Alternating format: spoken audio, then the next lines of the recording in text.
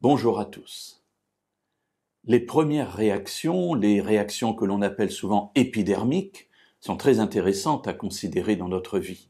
Elles nous permettent de savoir ce qu'il y a exactement au fond et qu'est-ce qui motive encore parfois nos actes. Alors, cela ne veut pas dire que nous n'avons pas pris un engagement pour une vie meilleure, mais cela veut dire qu'à l'intérieur, quelque part, il subsiste encore des endroits où la grâce de Dieu n'a peut-être pas encore tout à fait agi.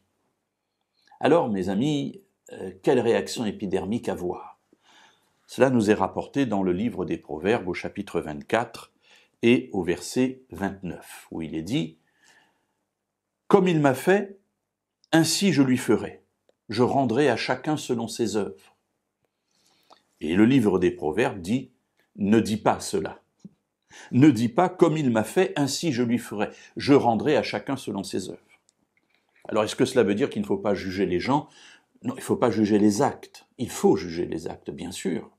On ne peut pas dire on laisse tout partir et puis peu importe ce qui se passe. Non. Il y a d'ailleurs des gens dont c'est le métier, ce sont des juges qui vont juger et on espère qu'ils jugent avec justice. S'ils ne le font pas, ils rendront compte aussi à Dieu. Mais en ce qui me concerne, la parole de Dieu me dit « Ne dis pas « Comme il m'a fait, ainsi je lui ferai ». Je ne suis pas chargé de rendre à chacun selon ses œuvres. C'est l'œuvre de Dieu. Il me préserve ainsi de mauvais jugements.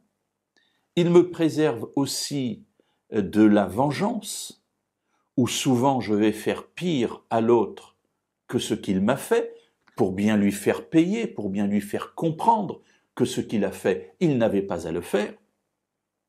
Et en agissant ainsi, je ne témoigne pas de l'amour de Dieu et je ne témoigne pas de la présence de son esprit en moi. Alors la Bible me dit, non, on n'agit pas comme cela. Comme il m'a fait, ainsi je lui ferai.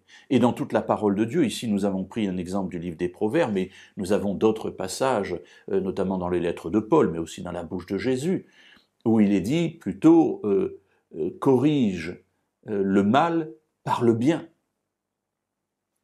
Voilà une autre méthode d'avancer. Non pas le mal pour le mal, mais le mal par le bien. Et en faisant ainsi, je témoigne de l'esprit qui m'anime, cet esprit qui me fait passer de l'état d'enfant de ce monde à l'état d'enfant du monde à venir, du monde de Dieu, de la communauté des croyants.